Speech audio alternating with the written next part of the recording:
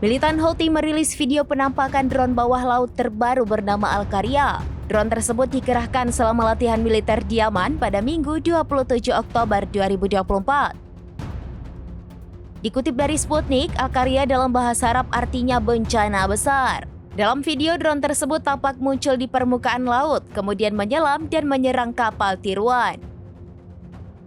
Bentuknya seperti torpedo kecil dengan warna dominan kuning cerah. Media Israel dan Iran telah menerbitkan laporan yang memuat analisis terkait drone Al-Qaria.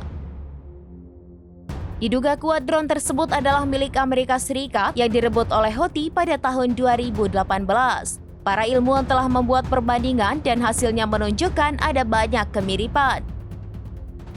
Termasuk cat kuning cerah dan teropong yang dapat diperpanjang pada bagian belakang. Namun desain Houthi menampilkan skema baling-baling dan penstabil sirip yang berbeda.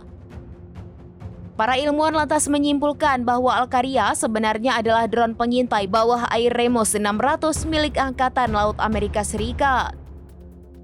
Senjata ini dirancang untuk pemetaan dasar laut, survei bawah air, pencarian dan pemulihan, serta misi penanggulangan ranjau.